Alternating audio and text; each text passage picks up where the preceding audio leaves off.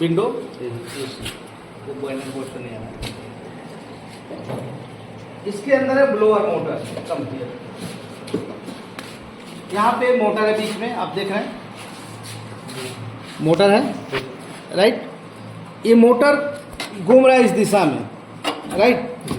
इस मोटर का शाफ्ट इस तरफ से दोनों तरफ शाफ्ट है, बीच में मोटर है। ईएमएफ के माध्यम से, इलेक्ट्रोमैग्नेटिक फोर्स के माध्यम से चल रहा है। मैकेनिकल भाग आप समझने की जरूरत है। आप यहाँ देखेंगे तो मोटर घूम रहा है, जब मोटर घूमता है तो ये हवा, इस देने का हवा क्या हो रहा है, पीछे फेंक रहा है। हवा क्या कर रहा है, पीछे। बैक साइड में यहाँ देखेंगे हीटिंग कॉइल कंडेंसर है। इस हीटिंग कॉइल कंडेंसर का जो गर्मी है, इस गर्मी को खत्म करने के लिए, इसके टेम्परेचर को लो करने के लिए एक फैन लगा हुआ है, राइट।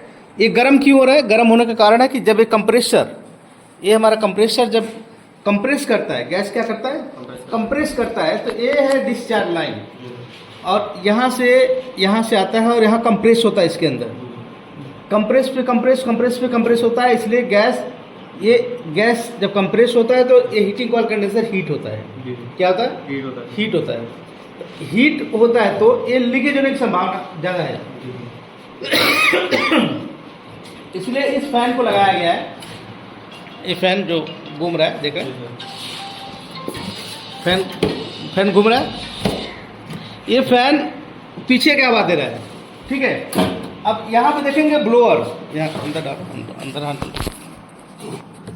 ब्लोअर घूम रहा है। तो ये ब्लोअर भी आगे की तरफ हवा खींच रहा है। क्या कर रहा है? आगे की तरफ हवा खींच रहा है। और ब्लोअर जब आगे की तरफ हवा खींचा तो इधर पीछे फैब्रिकेशन किया गया पूरा। एक हवा का एक पॉइंट भी बाहर नहीं आएगा। तो हवा इसके साथ जब खींचता है तो एक कूलिंग कॉइल कंडेंसर पूरा कूलिंग हो जाता है। मतलब वहाँ से गैस कंप्रेस होते कूलिंग कॉइल कंडेंसर में जाता है। और कूलिंग कॉइल कंडेंसर से जब जैसे हवा इसके अटैच में आता है, मान लो कि हवा का टेम्परेचर यहाँ पे 35 डिग्री टेम्परेचर है, और यहाँ आने के बाद इसका टेम्परेचर है मान लो 16 डिग्री, 15 डिग्री। तो हवा अपना टेम्परेचर छोड़ के इसके टेम्परेचर बदल जाता है। और जब इसके टेम्परेचर बदलता है, हवा खींचता है बड़ी तेजी के साथ, और यहाँ बाहर नहीं निकल पाता, तो हवा लड़ता है। यहाँ क्या होता है, पार्टीशन में लड़ जाता है और वापस फिर ये जगह में निकल के बाहर आ जाता है। समझ में? तो जब इस तरफ बाहर आप देखो घुमाओ तो इसके साथ देखो हवा निकलेगा। देखो यहाँ हवा आ रहा है ना, हवा आ रहा है ना, हाँ। तो ये हवा रूम में आ जाता है। तो हवा ठंडा होने के बाद है कि ये cooling coil condenser, right. Cooling coil condenser के माध्यम से ही हवा का टेम्परेचर परिवर्तन होता है और फिर बाहर उस तरफ नहीं जाता है और यहाँ चला आता है। अगर के इन केस यहाँ फैब्रिकेशन नहीं किया होता तो हवा बाहर चला जाता, तो अंदर नहीं आता। तो इसलिए ये फैब्रिकेशन किया गया कि यहाँ का हीटिंग टेम्परेचर इसके साथ मैच ना हो और यहाँ का कूलिंग टेम्परेचर हीटिंग के साथ मैच ना हो, राइट। और ये मोटर का काम है सिर्फ इसको हीटिंग कॉइल कंडेंसर को ठंडा करना और इसको कूलिंग कॉइल को हवा खींचना। कंप्रेसर का काम है गैस को कंप्रेस करना, हीटिंग कॉइल कंडेंसर से लेके कूलिंग कॉइल कंडेंसर तक, और फिर रिटर्न इसी में वापस आ जाता है। अब आइए मेथड देखते हैं, थ्योरी इस तरीके से कि एसी का अर्थ क्या है, बैठो, एसी का अर्थ क्या है, एसी का अर्थ है एयर कंडीशनर, कंडीशनर। और यहाँ पे देखेंगे एयर फिल्टर है, क्या है, एयर फिल्टर। अब जब हमारा मोटर इस दिशा में रोटेट होता है, इस दिशा में रोटेट हो रहा है, तो क्या हो गया, तो ये हवा इस तरफ फेंक रहा है, इधर फेंक रहा है, बाहर के दिशा में, एयर बाहर की दिशा में फ्लो हो रहा है और ये बाहर निकल जा रहा है। क्या निकल जा रहा है, बाहर निकल जा रहा है। और जब बाहर निकलता है तो इसके टेम्परेचर को लो करता है, हीट को कूल में बदल देता है, हीट को कूल में बदलता है। अब वास्तविक बात है कि ये ब्लोअर भी इधर ही हवा खींचेगा, लेकिन यहाँ पर देखें तो पार्टीशन है, हवा खींचा लेकिन यहाँ जाकर रुक गया, स्टॉप है। इधर का हवा इधर नहीं जाएगा और इधर का हवा इधर नहीं। कूलिंग जो एयर है वो इससे मैच नहीं होगा और हीटिंग एयर में इससे मैच नहीं होगा। अब यहाँ लड़ा और लड़ने के बाद फिर वो दिशा ले लिया, जब बाहर नहीं निकल पाया तो यहाँ आ गया इस दिशा में, इस दिशा में, इस दिशा में, और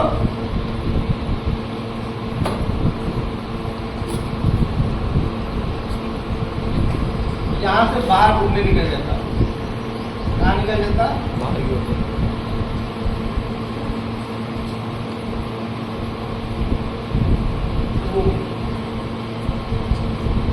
रूम में। यहाँ से यू टर्न लिया क्योंकि बाहर नहीं निकल पाया, और बाहर निकलने का एक ही यही दिशा मिला इसको, और सीधा रूम में गया। ये रहा विंडो एसी, क्या रहा? Window AC. और ये रहा कंप्रेसर, ये हमारा क्या है? कंप्रेसर गैस कंप्रेस करता है, तो मैं उस चीजों का भी नहीं बता रहा हूँ आपको, सिर्फ एयर कटर हवा कैसे काटता है, और एयर राउंडिंग मतलब हवा कैसे घूमता है, और एयर फ्लोइंग मतलब आपका जो विंडो एसी का एयर घूमकर किस दिशा में फ्लो करता है। एयर रूम में आपको कौन सा हवा मिलेगा? फिर कूल टेम्परेचर, क्योंकि बाहरी टेम्परेचर जो था वो 35 डिग्री टेम्परेचर था, लेकिन जब कूलिंग कॉइल कंडेंसर हुआ तो वो कितना हुआ? 15 और 16 टेम्परेचर में या 20 टेम्परेचर में। तो जो बाहरी हवा का टेम्परेचर था, जैसे किसी भी गर्म चीज आप पानी में डालते तो क्या होता है? पानी का टेम्परेचर कितना है? पानी का टेम्परेचर मान लो कि 10 डिग्री सेल्सियस है, और लोहे का 95 डिग्री टेम्परेचर है, तो 95 डिग्री जब पानी में डालेंगे रूम में, यहाँ से यू टर्न लिया क्योंकि बाहर नहीं निकल पाया, और बाहर निकलने का एक ही यही दिशा मिला इसको, और सीधा रूम में गया। ये रहा विंडो एसी, क्या रहा? Window AC. और ये रहा कंप्रेसर, ये हमारा क्या है? कंप्रेसर गैस कंप्रेस करता है, तो मैं उस चीजों का भी नहीं बता रहा हूँ आपको, सिर्फ एयर कटर हवा कैसे काटता है, और एयर राउंडिंग मतलब हवा कैसे घूमता है, और एयर फ्लोइंग मतलब आपका जो विंडो एसी का एयर घूमकर किस दिशा में फ्लो करता है। एयर रूम में आपको कौन सा हवा मिलेगा? फिर कूल टेम्परेचर, क्योंकि बाहरी टेम्परेचर जो था वो 35 डिग्री टेम्परेचर था, लेकिन जब कूलिंग कॉइल कंडेंसर हुआ तो वो कितना हुआ? 15 और 16 टेम्परेचर में या 20 टेम्परेचर में। तो जो बाहरी हवा का टेम्परेचर था, जैसे किसी भी गर्म चीज आप पानी में डालते तो क्या होता है? पानी का टेम्परेचर कितना है? पानी का टेम्परेचर मान लो कि 10 डिग्री सेल्सियस है, और लोहे का 95 डिग्री टेम्परेचर है, तो 95 डिग्री जब पानी में डालेंगे तो क्या होगा? बड़ी तेजी के साथ झन से आवाज करके फिर वो 1-2 सेकंड में क्या हो जाएगा? पानी के टेम्परेचर में बदल जाएगा, मतलब ठंडा हो जाएगा नहीं हो जाएगा। उसी तरीके से बाहरी हवा का जो टेम्परेचर है, जब कूलिंग कॉइल कंडेंसर के साथ अटैच होता है उसके टेम्परेचर परिवर्तन होता है, और वही हवा पीछे न जाके फिर आगे आता है। इसमें आप देखो कि फैब्रिकेशन किया गया, कैसे किया गया? थर्माकोल से। लेकिन यहाँ पे इसको देखेंगे तो इसको भी फैब्रिकेशन किया गया, लेकिन प्लास्टिक के माध्यम से। क्यों? फर्क क्या होगा? उसको भी थर्माकोल से कर सकते थे, लेकिन थर्माकोल से करेंगे जल जाएगा, क्योंकि हीट है। वो क्या है? हीट है, इसलिए उसको प्लास्टिक और अच्छे प्लास्टिक के साथ फैब्रिकेशन किया गया। और यहाँ थर्माकोल इसलिए डाला गया कि बाहरी टेम्परेचर हवा का दबाव या हवा का प्रेशर या हवा का टेम्परेचर ये अंदर से मैच ना हो, मिक्स ना हो, और अंदर का टेम्परेचर बाहरी टेम्परेचर के साथ मिक्स ना हो, इसलिए ये अच्छे तरीके से फैब्रिकेशन किया गया। राइट? समझ में आया? तो ये रहा फैन, और ये रहा ब्लोअर, और ये रहा मोटर। ब्लोअर को कसने के लिए यहाँ पे एक इलेक्ट्रिक बोल्ट देता है 5 नंबर।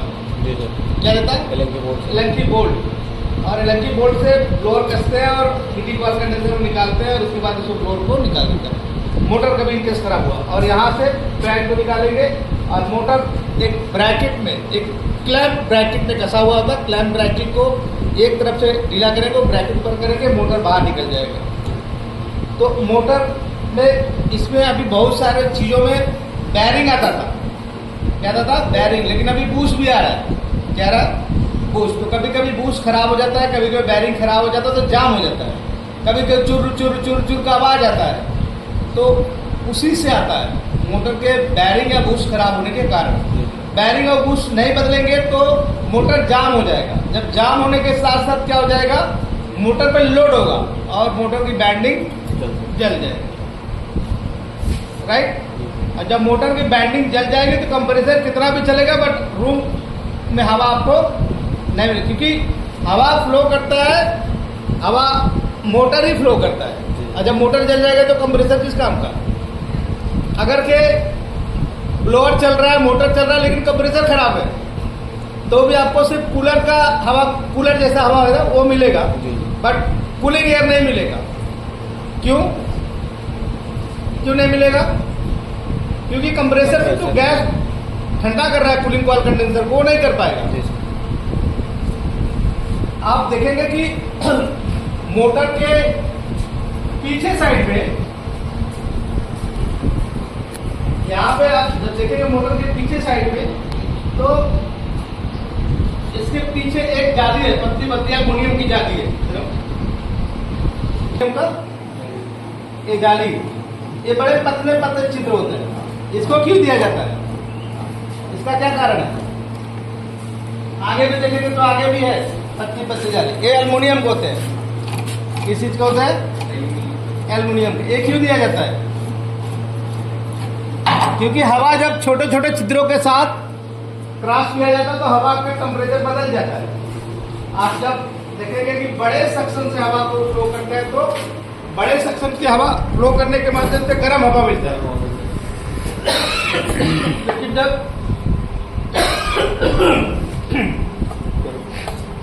जब छोटे सक्शन के माध्यम से हवा को फ्लो करते हैं तो ठंडा मिलता है। कैसे? आप देखो,